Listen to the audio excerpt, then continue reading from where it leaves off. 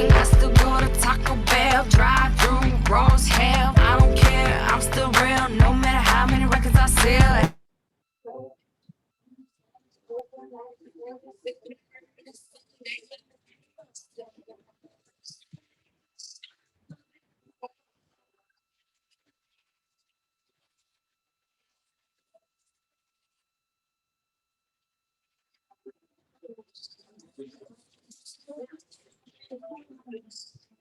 Hey, Deborah.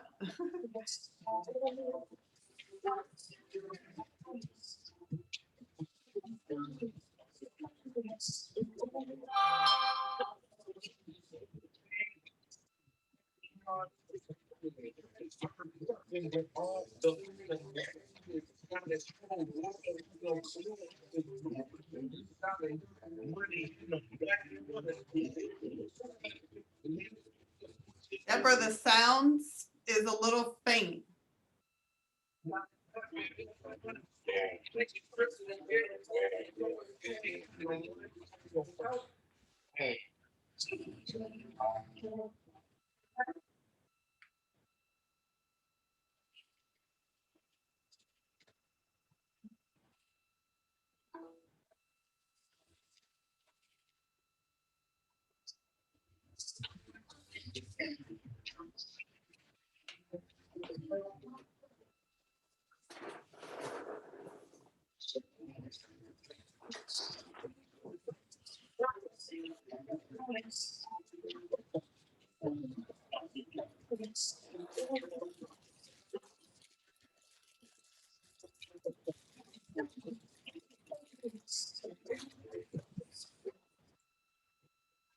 Hi, Peggy.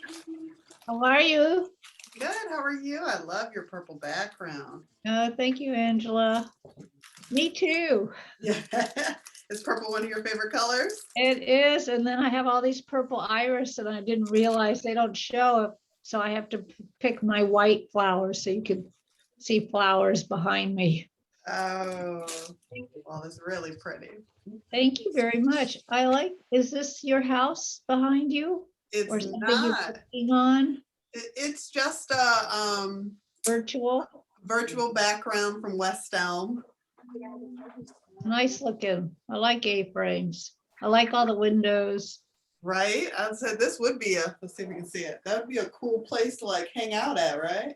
Yeah, I just talked to somebody today that they have solar windows that keep your electricity going. Oh, that's cool. Triple Maybe the K. future, right? It's not the future, it's now. Yeah, right. Exactly. Exactly. Look Hello, at ladies. Hello. Deborah. Nice to see you, Peggy. Hi, Angela. Hi. Great to Hi. see you. We Hi. missed you today on the call. I know. I know. Oh my gosh. I know. Fitting one more thing in. Everybody, I'm just going to invite everybody to bring up their chat now and say hi in the chat. Let us know what your name is and where you're from. And we'll just start to get to know each other. You guys, these are the early birds. I love that. It's not even 5 o'clock and we've got people logging on. So bring up your chat, say hello to us. Hi, Marisol. Hi, Laura. Nice to see you. It looks like we have some people joining in from their phones. Great to have you here. WREN Resorts is not messing around with their workers. Please mute yourself upon entering. So Deborah, we consider showing up at 5 o'clock late because that's when the meeting starts. Oh, I looked at it just now turned 5 o'clock on my clock. So there you go. So everybody else is late. Well, it's still top of the hour on my clock, so that's not bad. Co-host. Angela, I'm going to make you co-host. Hello, everyone. It's nice to see you. I see lots of people logging on now. Pull up your chat, please. Say hello. Introduce yourself. Put your name in the chat and let us know where you're from. What city you're zooming in from. Like now, zooming is a verb. That's interesting. Okay, what city are you zooming in from? Hi, Shelley. It's nice to see you. Hi. It looks like we have Laura Lee on the phone, and Laura, it's nice to see you. Welcome. Dee, I haven't seen you before. Hello, welcome. Luisa, nice to see you. Perla, you're on. Hi, I got to speak to Perla earlier today. Sophia, hi, nice to see you. Mary, it's great to have you on the line. Looks like we have a lot more people just joining us. My name is Deborah Razzo, and you are at the Women's Real Estate Network Power Hour. This is our hour of power. So I hope you guys are ready. Ruth, it's great to have you on. Pull up the chat, let us know your name and where you're from. Say hello to us. And Lorelei, it's great to see you here. Hi, Ruth. Nicolette, wonderful to have you. Wonderful. Sean, hi, Sean. Hey, Sean's visiting our women's group. Nice. I was told everybody's invited, so you know Everybody what? I like to is invited, Sean.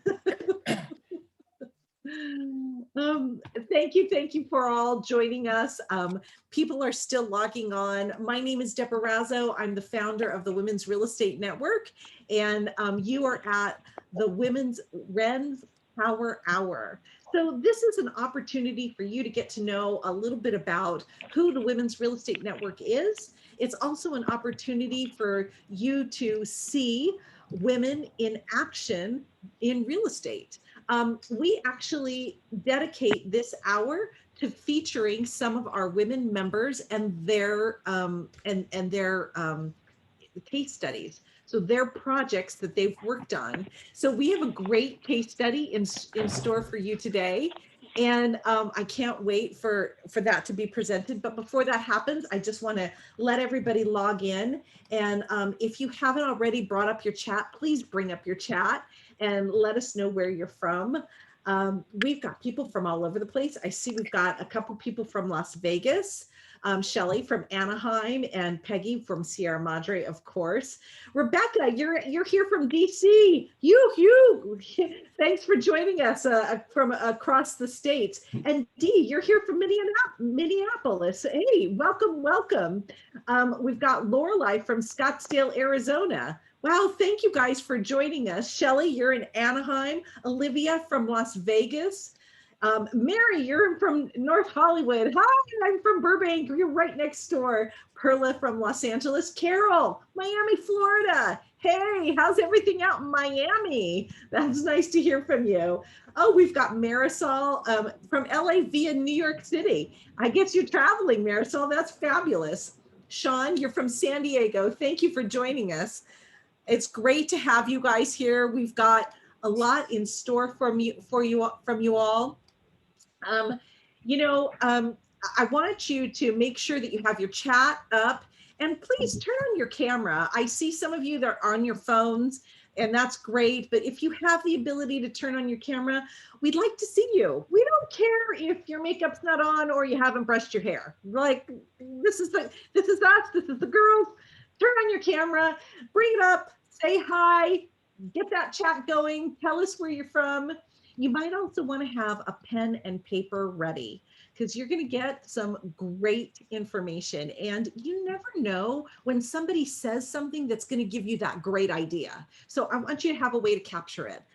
By the way, all the ideas discussed today are not for everyone. So the other thing you need to know is to do your due diligence. So I know that we probably have some first timers here. And if this is your first time at a WREN event, please put that in the chat, put first timer in the chat. We'd like to just welcome you. This meeting is specifically for first timers. It's our opportunity to share a little bit about our culture, a little bit about our mission. And we like to take that time to get to know you and have that time for you to get to know us. Oh, look at that. We do have a bunch of first timers here. Welcome, Laura and Rebecca and Satrina. I hope I said that right. Carol, welcome, Carol, and Luisa and Mary. And we've got two Marys here, it looks like. Mary and Mary. That's fabulous. For some of our WREN members that are already here, could you say welcome? Oh, there, see, Ruth already did it. I didn't even need to coach her. Say welcome to our first timers. And just, I hope you guys understand that we are a welcoming environment. So we very much welcome first timers here. I'm going to go ahead and share my screen and get going with the presentation. This is the Women's Real Estate Network. We are a networking organization that's made from real estate investors. Yes, I'm a real estate investor, and we are about doing things for other women real estate investors, and we are all run by women real estate investors. So, everybody here is at different levels of investment, knowledge. Some people have just begun. Some people are thinking about real estate investing, and some people are already well on their way, and some people are in the transition. And that's why I like to bring up this slide. And so the adventure begins, because real estate is an adventure, let me tell you. This is our power hour. And last year when we went online, we actually reached out to our community and said, we want to have an hour where we let other people who don't know about WREN come and get to know about us. And it was actually one of our members that said, that sounds like a power hour. Let's call it that. So this is our power hour. And this is where you're at. Lady, want to learn about real estate investing from other women just like you, right? That's the point of this, right? We're all women real estate investors. We share commonalities with each other, whether it's running a household, running after kids, whether it's taking care of aging parents or our dogs or parts of our family or our husbands. It's all about sharing with like-minded individuals. And you're going to hear some things tonight. And I want you to make sure that you do your due diligence before you leap into anything. So consult an attorney or a financial professional before you go forward and discuss it with your financial professionals beforehand. I want to talk to you a little bit about our mission. So we started WREN about almost 5 years, 4.5 years ago. And our mission is to create a community where women in real estate will excel and empower each other. We can share experiences, share resources, share tools, and help each other grow, both personally and professionally. And by the way, we like to have some fun while we're doing it. So why do I say help each other grow personally and professionally? Some people here might have some goals in real estate that are going to require a stretch, right? And sometimes to make that stretch, it not only requires growth in your professional life, whether it's managing projects or systematizing things, but sometimes it requires growth in your personal life. Who knows? Who I could love to see a raise of hands. Who knows that that kind of goes hand in hand? When you're growing personally, you're growing professionally, that all goes hand in hand. And that's what we are here to help facilitate. We help each other grow in ways you never know. We're founded on 4 pillars. We like our little bird, our little wren. And so we call our 4 pillars our nest. So our N in our nest is networking. That's the main objective of this. It's a community where women can, in real estate, can network and empower each other. Now, I know that a lot of you have heard that your net worth is your net worth. And that's true. Real estate is a team sport. And so this is a community where you can actually up your game. And that's the whole point, is to make connections that are going to excel your business, right? The E in our nest is about education. We invite and feature strong business women to speak directly to you about their business models and about how they've made things work. In fact, tonight, you're going to hear from one of our members who has done a project, and she's going to present a case study to us. We also have monthly meetings that feature other women professionals. It's a little bit of a different format. Tonight is a more casual format with a case study. It's a more presentation mode format. And every month we feature different areas of real estate. S is for skill development. That means hands-on training to develop your skills in real estate as a business owner. Once again, we want to offer the support to women that they need to help accelerate their business. And T is for transformation. Well, like I just said, none of this happens without change happening. So transformation is all part of it, whether it's personal or whether it's professional. That's our nest, and that's what we stand for. My name is Deborah Razzo, and I'm the founder of WREN. I founded WREN about, I actually think the first meeting was about 5 years ago. I have flipped in Los Angeles. I started out flipping because I needed money. I needed capital. I knew I wanted to grow my portfolio and have that mailbox money. In fact, I want to take a survey here. So get your chat ready. Who here has read that little purple book, Rich Dad, Poor Dad? Who's read that book? Right? I mean, did that book like change your life? Yes, that book changed my life, right? I was like, passive income, that's what I need. But unfortunately, I didn't have the money to buy real estate and create passive income. So what I did is I started doing active income, which was flipping and making those chunks of money, and then taking those chunks of money and building my wealth building, which is a portfolio. So I have single family rentals in Memphis, Tennessee, and I now have multifamily rentals in Tucson, Arizona. And I just finished my first development last year, and I'm going into more apartments this year. So it can happen, ladies, it can happen. I can't believe it. And so it's happened for me. And I was at a point a few years ago when I was really knocking my head against a wall, and I was like, where are the ladies? Where are the women in real estate? And I invited some women out to a Sunday brunch, and we started talking and helping each other.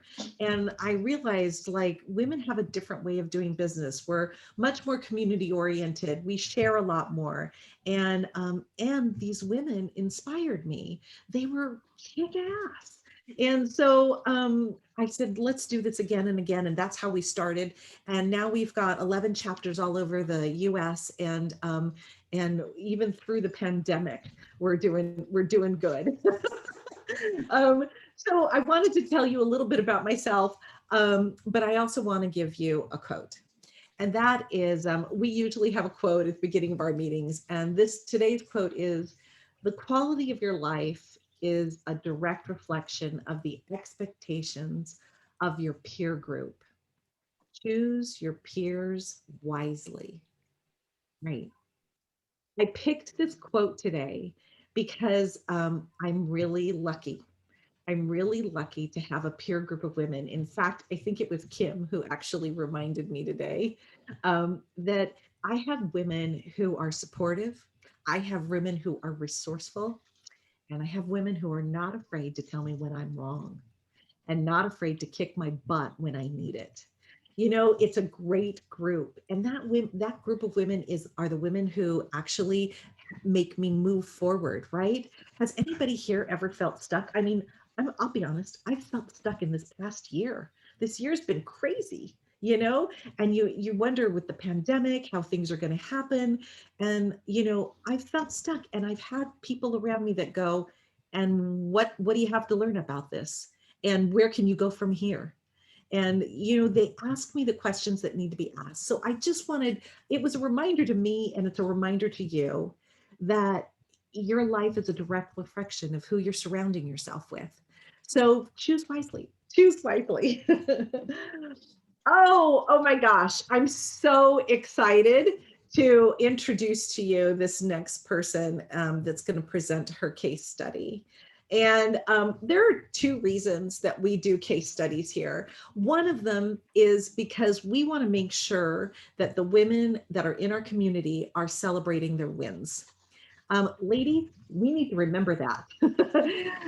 Business can be hard, and celebrating our wins is a part of it. And I think women in particular have a hard time celebrating their wins. Has anybody ever just kind of checked something off of their to-do box and never really celebrated your win?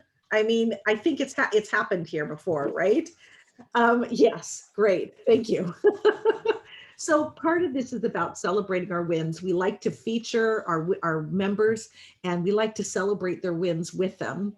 So if you are out there and you've accomplished something and you've not acknowledged that accomplishment, can you just take a minute right now and acknowledge it? Say, yes, I did it. You know, I didn't just check it off. I said, Yahoo, I did it. And the other reason that we started this meeting is to give women who may not know about WREN a little bit about our culture. It's an opportunity to check us out for free.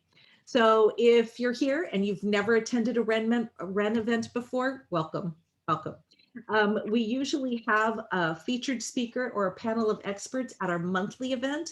At this event, we have case studies. So today is our power hour. It's a little bit more casual, but I want to thank you. Thank you for taking the time. Speaking of time, let me tell you what's going to happen here this evening. We're going to hear a case study from one of our members, Angela, from the San Diego chapter. She'll share her win with us. And then we're going to have some time for questions afterwards. So if you have a question, please put it in the chat. I'm going to be monitoring the chat and keeping track of the questions. And then as soon as she's done with her presentation, we'll ask her all those questions. We're going to talk a little bit about membership, and then we're going to have some quick announcements. It's quick hour. So I just want to get on with it. And Angela, are you here? I'm going to stop sharing my screen. And, hello. Yes, hello. yes. Angela is just, not only is she amazing personality, but she's a kick butt real estate investor, and she's going to share just one of her projects with us this evening. And then I'm going to talk about your other adventures after you present this one. Okay, Angela? All right. Awesome. Well, thank you, Deborah. I really appreciate that introduction. And everyone, ladies, I am so excited to be with you all here today. as Deborah was saying, your net worth or your network is your net worth. And that is one of the reasons I joined WREN over a year ago, is that I am newer to real estate investing. I'm gonna share my screen here. Also, I might have internet stability issues. So if I do, someone just stop and let me know and I'll wait and catch up. But I am a newer investor. I started my real estate journey in March of 2019. I moved to San Diego. Yes, I moved to San Diego. As Deborah said, I'm part of the WREN chapter here in San Diego. I moved October the previous year, learned about this wild world and exciting world of real estate, took a new job, but just wasn't happy, wasn't fulfilled with what I was doing from day to day, did not want to continue trading my time for money anymore. So I made the decision in August of 2019 to fire my employer. Now that's not for everyone. I'm not advocating you do that right away, but that's what I needed in order to really focus and explore this new journey. And once I did that, I acquired my first rehab in December of 2019. And that's what I'm going to share with you, a little bit of that journey here today. Let's see if I can advance my slide. So this is my first rehab, and my first and only at this point, because as Deborah said, I've shifted into some other real estate adventures, but this property was a condo. And why did I go for a condo? Let me back up. I have a couple of, the next slide will be some lessons learned and some lessons learned and the things that went really well, or keys to success, excuse me. And one of the keys to success for me is education, right? Education and network. So I was starting a brand new journey, and I wanted to make sure I was equipped with the knowledge, the skills, and the tools in order to execute successfully. And I do credit that education and network to allowing me to achieve that. So part of the education was understanding your market. At first, keeping it close to home. So I live in San Diego. I was looking for properties right around my area. I was calling up realtors, calling up homeowners, and I found this condo on Redfin. And let me move to the next slide here. Found this condo on Redfin. As you can see, it needed a little bit of TLC, but not a lot. Since this was my first rehab, I didn't want to have to deal with foundation. I didn't want to have to deal with a roof. San Diego, or California in particular, is notorious with single family homes for having to fix those type of issues. So I was strategic about the type of property I wanted to tackle first. So that was a condo. I own a condo as a rental long-term for the past 15 years in Chicago. So I understood the nuances that go with a condo and condo docs and condo boards. That adds a little bit to the timeline. I was able to negotiate the property. It was listed at $365,000. I was able to negotiate by talking to the seller's agent about the scenario that existed. Unfortunately, the gentleman had passed. He had some health issues. He did not pass in the home, but he went back to the East Coast and passed with his family. So it was left to his son, who was also on the East Coast, who was really just trying to get rid of it quickly. So having that understanding allowed me to help really create a win-win situation, right? Because that's really what we're trying to do in real estate investment, is create a winning situation for us as well as for the other party. So I was able to purchase it for $321,900. I had my rehab cost of 27. My target ARV was 420, but as you can see, what ended up happening is my sale price was 445. So ultimately, I had a net profit of 54,000 and about a 13 ROI, which was great for me and my first time. Right? Everybody has to have their targets and their goals, and I exceeded mine. So I'll show a little bit more about the property, but first I want to talk to some of the, like I said, keys to success and my lessons learned as I went through rehabbing this property. And the first was education. I took from the time I learned about real estate in March until I acquired this property in December to research, to educate, to learn, to prepare. So that gave me the confidence in order to execute. Know your cost, right? We all know that there's a lot of unexpected things that can happen. We can't account for everything, but know your cost as far as, you know, your contractors and what are they charging, or material costs for tile or countertops, and down to the nitty gritty, the door handles. There were some, even, you know, some little hiccups during the rehab. We thought that we were going to be able to keep all of the doors in the home, but they were too worn, so we had to replace them. But we had enough contingency in that project plan in order to still come out positive. Another key to success, great hard money lender. So I work with Trillion Capital, who is a national sponsor for WREN. They are amazing. If you have not, they're in California, and I believe they only lend in California. But having a solid hard money lender is so key. And doing your research. I evaluated about 20 different hard money lenders across the nation. I evaluated their fees, their draws fees, their schedules. And Trillion was really the best for me because they were local and they could move very quickly and be nimble. Make sure you have an investor-friendly escrow company. When we bought the property, it was pretty smooth, but then we went with a different escrow company when we sold, and there were more hiccups there, I'll just say. So make sure you have an investor-friendly escrow company. Solid project plan. As you saw, we had a hold time of 3 months. So that was from close to sell. Our rehab schedule was 4 weeks. So, and we actually sold the property 2 weeks early. Wow. And in the middle of a pandemic.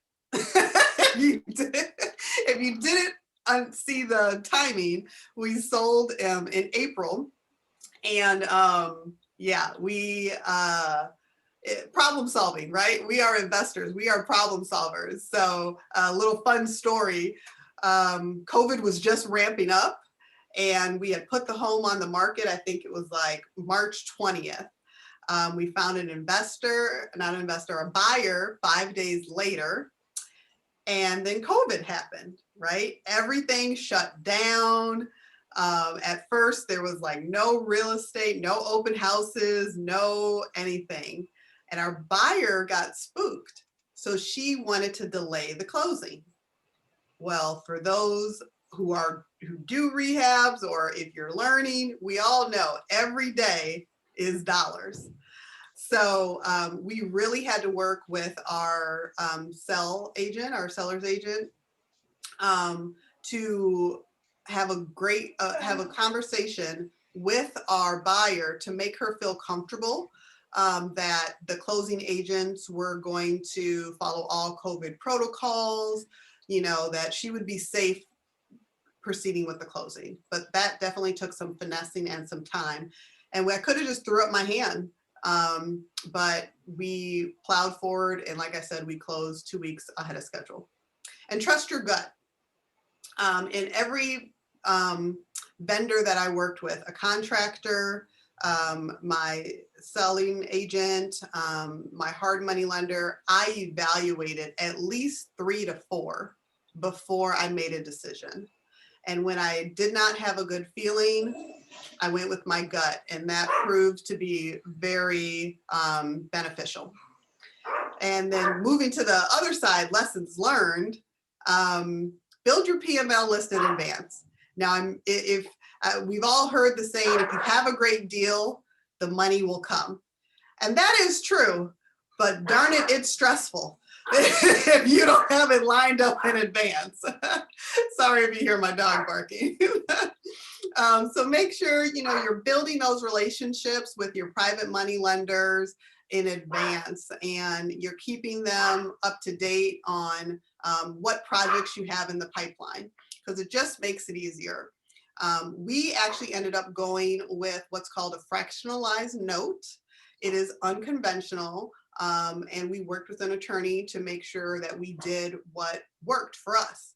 The thing I love about real estate is that there's a lot of creativity. There's hardly ever a no. It's just not right now, or how do we figure it out, right? So I love that creativity and just trying to problem solve whenever there's a hurdle. Build and vet your contractors and have that list ready. We almost went with one, but then things looked a little shady, so we ended up going with a friend of ours. And that's what's great about WREN and this network, is that we share resources, right? We're all working and doing, having the same goals, whether we're rehabbing or wholesaling or doing rentals or mortgage notes. We are a plethora of resources. So, definitely utilize the network. Shop your stores in advance. I am very computer literate, so I was at first building my entire plan online, and then I realized I could go to the store, all of the different home stores and whatnot, in order to really see the tiles, to see the flooring, to see things in person, and that just helped move that planning process along faster. And I wish I would have done that in advance, so I had a better idea in my head of what type of materials and finishes I wanted to choose, so it could have even moved a little bit faster. Staging. I did my own staging. I really love design. I have some education in interior design, but as you know, especially if you're trying to scale your business, time is everything. So I did this. I staged my first property, but the next one, I'm definitely going to hire a stager because it does take time. So those were just a couple of lessons learned. I'll show you some of the before and after photos here, so you can see the transition. So this is obviously here the living room, and we redid the fireplace, obviously took down the TV and the different colored walls, put in luxury vinyl plank flooring throughout. And another tip is to not go overboard with the rehab. This is a very solid design, but it was not expensive. You can see our rehab cost was $27,000. Anytime we asked if we needed to buy something or change something, there was a question of, was it going to impact our bottom line? And was it going to be advantageous to our buyers? If not, if it was just something like, oh, we thought it looked pretty, or you got to cut the fat, right? So with this being a condo and it being a smaller square footage and only one bath, I had some investor friends who were skeptical, right? 2 bed, 1 bath, 717 square feet doesn't seem all that enticing, but I knew my neighborhood and I did my research. This home is actually just 2 blocks down the street from me, and I live in a very walkable and desirable area with restaurants and coffee shops. So I knew also coming out of the winter months, that purchase sales would pick back up. And that's exactly what happened. As you can see, I calculated my ARV at 420. I had several listing agents who said I probably wouldn't get more than 410 for it. But I trusted my gut. I did my research, and you can see we pushed for a sales price of 445. So yeah. Any questions? Angela, first of all, I just want to say congratulations. I think people are still like really loving the before and after pictures. So thank you so much. We've got great job. Love the change to the fireplace. Multiple offers, question mark. And then I have some other questions too. Yeah, so multiple offers. We did have 2 offers, and we took the first one because we had actually listed it. Now that I remember, we actually listed it, I think, at like 455. And then on the 5th day, we lowered the price to 450, I think. We had a great agent who coached us, you know, as far as going aggressive, knowing the market, you know, not being too aggressive, but then also knowing when to pull the price down. Right. So I want to ask you a little bit about that, because you said you had a great agent, and I'm assuming you did something to vet that agent. And you also mentioned vetting your contractor. So give them some tips as to, you know, what you did to vet the people. What kind of research did you do? How did you know who to pass on and who to go with? Yeah, definitely. So with our listing agent, again, your network, right? The networking is key. Getting out in your community, talking to the people who are doing this. Like I said, I started in March and I got my property in December. I paid attention to which realtors properties kept getting listed and kept getting sold. And those were the listing agents. And, you know, when you're looking for properties, you run into listing agents as well, and you build a relationship. So there was 3 that were really good at and consistently selling in the neighborhood that this property was at. So I'm sorry, but I want you to repeat that, because I think people really need to hear that. She looked at who was selling and closing deals in her neighborhood. That's fabulous. Yes, because we actually evaluated a great agent who was out of like Encinitas, a little bit further north. But our gut was telling us, go with the agent who is consistently closing in our neighborhood. He's actually called the North Park Whisperer. So yes, and then what we did is we interviewed, we met with our sales agent, our listing agent. We asked them, what is their process for marketing? What is their process for developing a sales price? You know, we just asked the questions that would allow us to make the best decision for our business. And then with our contractor, that's really key. And again, I go back to education. I didn't magically know how to evaluate a contractor. I had to learn. And part of that education was as well, interviewing your contractor and setting your parameters for your business. I rehab this in my business, so we operate as a business. So we ask, we don't give a deposit to our contractors, but we set up a schedule where they get paid within the first week. So that is, in our interview, that's a conversation that we had, and we ensure that they were okay with it. We talked about a payment milestone, what things need to be done in order for them to get paid. And we agreed upon that before. We took a look at their previous works. So we actually drove out to other properties to see the quality of their finishes and their construction. We, you know, wanted contractors who were reputable and kept the job site clean. And everyone says that they do, right? But then when you show up on site, then you see what's really going on. Right. So, and then make sure you have it in contract. Make sure you have it in writing, you review it, and you both sign it and agree.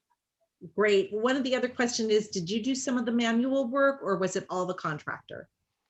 All the contractor, all the contractor. Again, I am in the business of passive as much as I can. Now, rehabs aren't passive, as we know, at certain stages, but no, I didn't, not that there's anything wrong with it, but I wanted to get the project started, allow the experts to do the work so I could start getting other projects in the pipeline.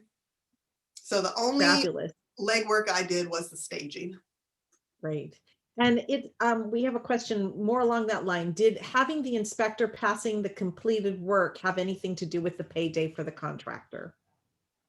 Yes and no. In this particular instance, we did not have to do an inspection because they were all walls in condo and we weren't changing anything structural. And we actually called I believe it's the county, to confirm that if we needed a permit for that. So if it was, when we were deciding if that was a stage, a milestone that we needed, it would have been a criteria for final payment, yes. And, just in case somebody's listening that doesn't know, hasn't worked with contractors, did you hold back a certain percentage at the end until completion? That's a great strategy. We did not, because we had set up the milestones of where he would not get his final payment until we did the punch list and we confirmed that everything was complete. So one of the tips that someone told me again is that we're hiring the contractor. They do great work, but again, we are hiring the contractor, so they need to work within our business model. Fabulous. What's a PML list? You referred to that. Private money lender. So the thing I didn't go too much into was the strategy of purchasing and rehabbing. So what we used was a hard money lender. So they provide 80% of the purchase price and then 100% of the rehab.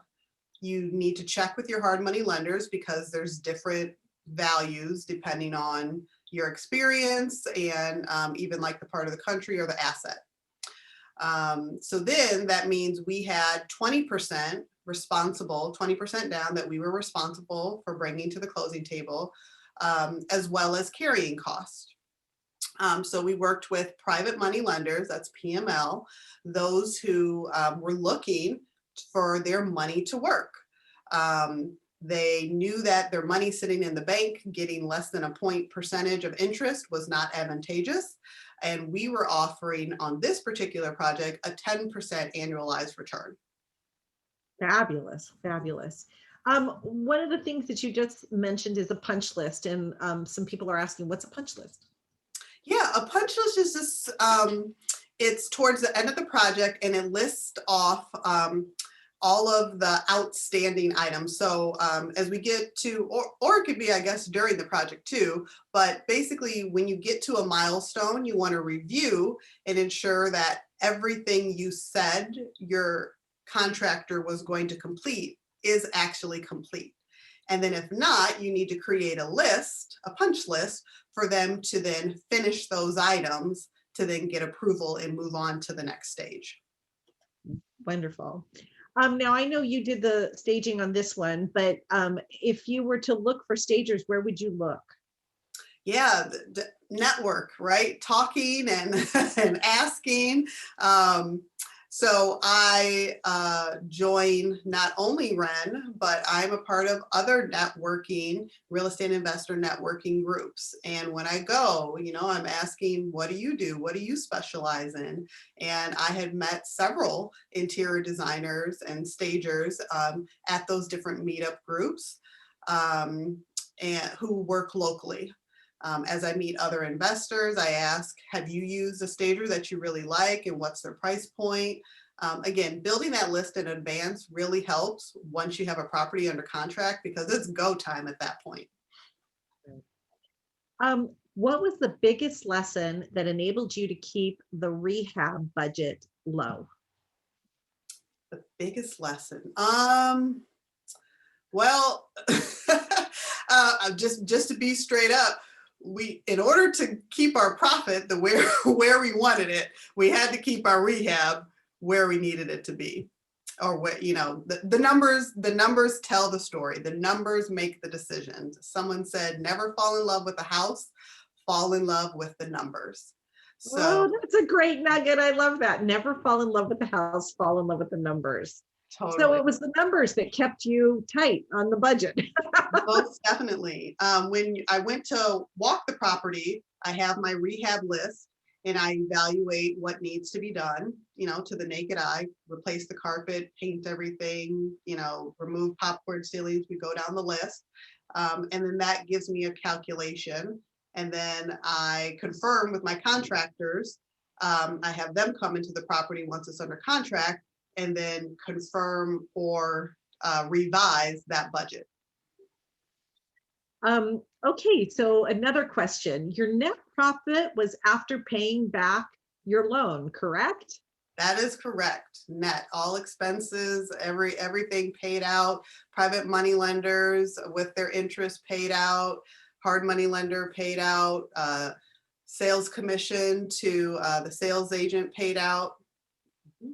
So just so we have a timeline and the profit, she made $54,245. The whole time was 3 months. I'm assuming it took a month to secure the property for opening escrow and a month to sell the property. So maybe 5 months altogether. No, total 3 months. Oh, total 3 months. Oh, okay. That is total from start to That is finish. not bad for 3 months of work, girl. Yes. Yeah, I saw the property. I did my rehab list. I negotiated 2 days later. We were in escrow probably a day later. And then everything just kept ticking. Nice. Okay, we've got more questions, Angela. We're grilling you today. What's a hard money lender versus just a plain money lender? Yeah, great question. So, and Deborah, you might need to step in for the technical term, but a hard money lender versus a private money lender is just that, a private individual. They're not regulated by underwriting to any degree. You are able to negotiate one-on-one with that individual, your friend, a coworker, whomever. Whereas a hard money lender, they do have guidelines that they have to fall within per their company or per regulation, loan to value, and so forth. Mm-hmm. Anything else you would add to that, Deborah? Yeah, I'm going to add to that. The benefit of a hard money lender is that you can get in and out of a loan quickly. Most conventional lending, you can't pay off that loan within 6 months, 3 months in your case, or even a year. You're going to pay penalties on that loan because the conventional lenders need to make their money on your long-term hold. And conventional lenders also amortize their loan over time. So, so if you're, there's a lot of differences between hard money and conventional money, and looking at hard money, I remember the first hard money loan I got. At that time, conventional lending was at like 3.5%, and hard money was at like 10. And I was like, is this the mafia? Who am I getting money from? Right? Like, I didn't understand it at all. But once you use hard money, like Angela said, they can be a real asset to you. They lend based on your project, right? If they don't think your project has legs, they're going to tell you. And they're going to be like, hey, I don't think I think you're, you need to get a better asking price, or, a better, price on this, or your rehab budget needs to be down to this in order for you to make a profit. And then they're with you every step of the way. They're releasing money to you as you make, if you do demo work, they release the demo money to you. They're releasing money to you every step of the way. And then at the end, they're also you're paying interest only. It is not an amortized loan like conventional money. So it's a very different vehicle. But the fact of the matter is, if you utilize that vehicle so that that amount of money and that amount of interest is in the deal, then you can be in and out of these large loans for relatively, less expensive for you. So that's great. How does interest rate differ from hard money lender versus conventional lender? Yeah, like that a conventional lending right now is down at 3%, or Yeah. something. Mhm. Yeah, and hard money right now is around 9%. Sometimes it's up to 12, depending on your hard money lender and depending on if they charge points.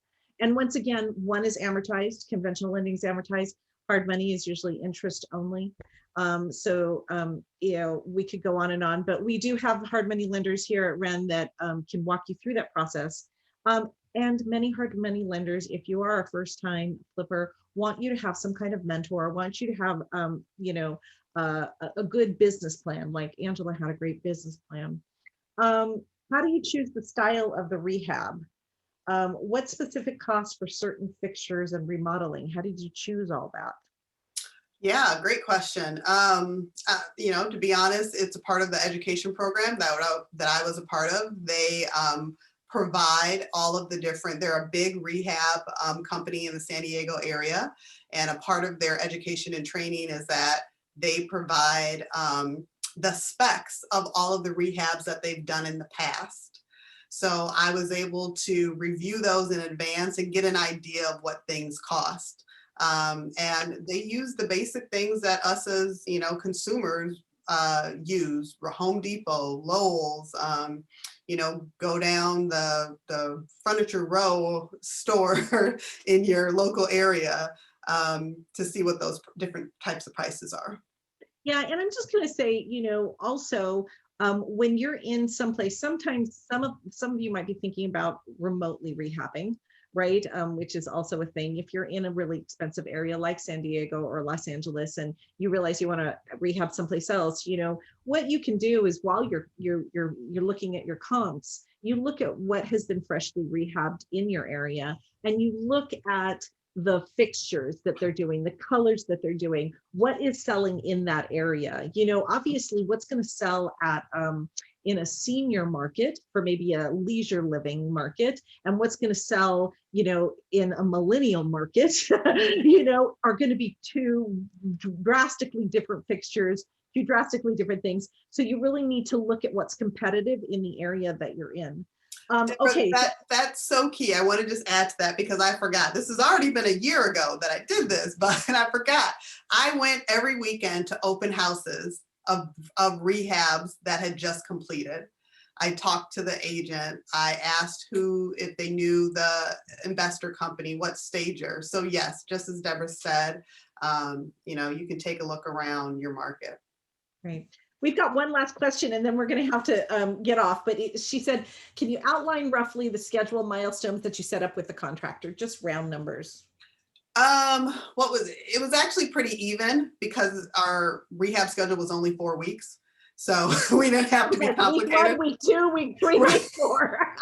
That's exactly how it went. We gave a little less for demo and then we beefed up the remainder of the repayments. I'm assuming that you probably had to take out the floors. So you're doing, flooring at the same time as, demo work, and then starting to put things back in, Yes. one at a time. Okay, who would like to congratulate Angela? Can we hear some love for Angela in the chat? Angela, thank you so much for coming and sharing this project with us. I want you guys to know something. This was Angela's first and only flip. Angela went on to become a Airbnb arbitrage genius. So in the last year, you've grown your portfolio to what? 10? I have 12 properties across 2 different cities. Properties over 2 different cities doing Airbnb arbitrage. Angela, can you put your contact information in the chat for anybody who wants to follow up with you about this or follow up with you about your Airbnb business? Thank you guys so much for, thank you. We've got, wow, congrats. You did a great job. This is phenomenal. Amazing job, Angela. Thank you so much, Angela, for coming and sharing with us. We really appreciate it. I'm going to just share my screen really quick. We've got a few more things. For those of you who can see that the chat is really active. Thankfully, we have a bunch of our members here, and they're chatting everybody up. And feel free, members, to put your contact information in the chat. If you see somebody in the chat that you want to reach out to, that's what this is for. This is about networking, and this is about being able to reach out to each other and get some good ideas or advice from people.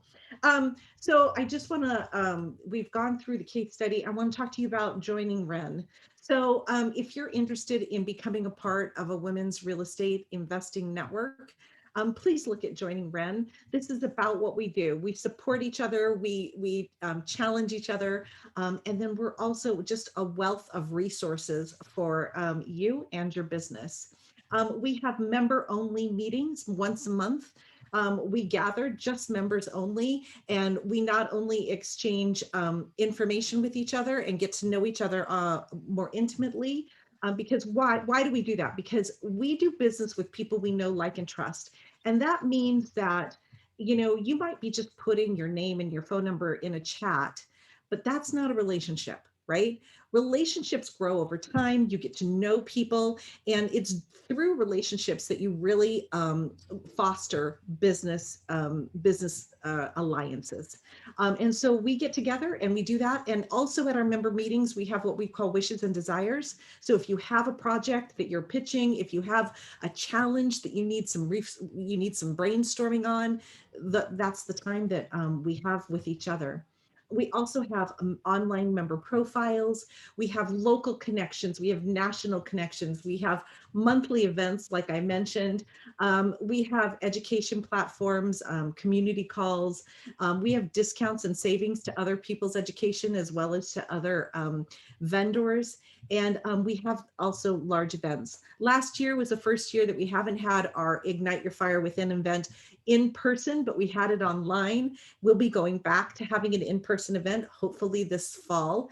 It's dynamic. It's amazing. It's a lot of fun, and it's a lot of great hard-hitting information.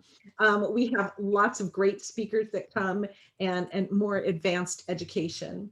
We also have some education ourselves. In fact, if you're starting out and you're looking at wanting to do creative financing, lease options, wraparounds, seller carrybacks, or cross-collateralizing property, we have a toolbox for that. So if you're interested in that, go to rentoolbox.com. Oh, and did I mention, if you're interested in joining, go to joinren.com. This month, we are featuring a flipped expert. Her name is April. I think it's kind of funny that we are having somebody named April speak in April. I don't know, maybe I just find that funny. April is coming to speak to us on April 21st, and she's going to talk about flipping. Now, April is a flipper, and she started out as a flipper, but truthfully, what she is a business owner. She has scaled her flipping business so that it operates without her being there. Now, who read Rich Dad Poor Dad remembers the cash flow quadrant, right? There's an employed, there's self-employed, there's a business owner. What does a business owner do? They own a system. April has systematized her flipping business, and she's going to talk to us about how she did that. And right now she's, packed her family in an RV, and they're going across the country while her business is working. And then an investor, people that invest in other people's systems, right? So connect with us. Here's different ways to connect with us. Find us on Facebook, Twitter, Instagram, YouTube. We're WREN Inspires everywhere. Connect with us. And once again, if you're interested in joining WREN, go to joinren.com. It's less than $200, which is a good pair of shoes. If there's any questions, we'll take some last questions. Oh, great. I see that that people are putting stuff in the chat. Thank you so much for putting your names and numbers in the chat. Shelly said April is adorable. She has her URL is Lazy Girl Real Estate, but she is in no way a lazy girl. She just wanted she wants to own the system so she doesn't have to do everyday work. I think that especially we as women, we get caught up sometimes in doing being the operator of our businesses instead of being the owner of our businesses. I want to see in the chat who knows what I'm talking about when I say the difference between being an owner of your business and being an operator in your business. Preach, Deborah. Thank you, Angela. I think I will. All right, I'm going to talk to you about that. The operator in your business is about you're doing the day-to-day grind. And I think for a long time, I'll be really honest with you, I've been an entrepreneur for over 25 years. And before I met real estate, I was basically a solopreneur. What is that? That means I was doing everything that needed to be done in the business. Don't get me wrong, I hired out some things, but I was the operator of the business. If I wasn't around, the business didn't work. Instead of being the owner of the business sets up the systems, puts people in place who are responsible, that are actually creative and maybe even smarter than you to run the business so that you can sit back and actually see the big picture and put things in place when you need to, or brainstorm over those things that come up. I often say that a business owner has to be a really fly on your feet problem solver. In fact, my phone doesn't ring unless there's a problem on the other line. Nobody calls me when everything's running smoothly. That's the truth. And some days nobody calls me and I love it. And some days my phone is ringing off the hook. So I've learned to pick up that phone and just be a problem solver, ask questions, figure out how we can work through things, right? It's all in that. All right, well, see, it's our power hour. It goes by really fast. I really appreciate you being here. I'm going to put a couple links in the chat right now. I'm going to give you a link to our calendar that shows you all of our monthly events. So there, that went into the chat. I'm also going to put a link to our flipping meeting that I just mentioned. April is going to be speaking at, if you want to check that out. If you're interested in our education, our WREN toolbox, that I just put in the chat too. And of course, if you want to join us, go to joinwren.com.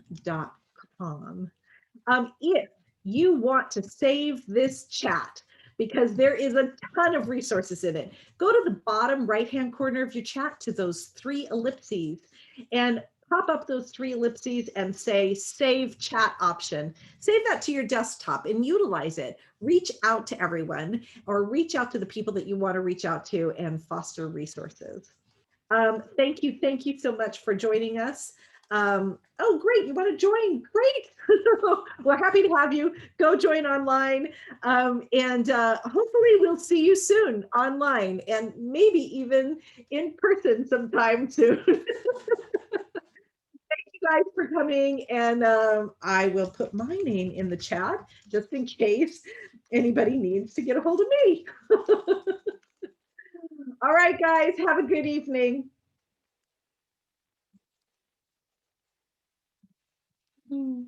Thank you. Thank you, Deborah. Thank you. Stop you, Ruth. Thank you. Thank you. Thank you. Thank you. Thanks for coming. Yay. Thanks, Deborah. It's nice to see you. Good to see you.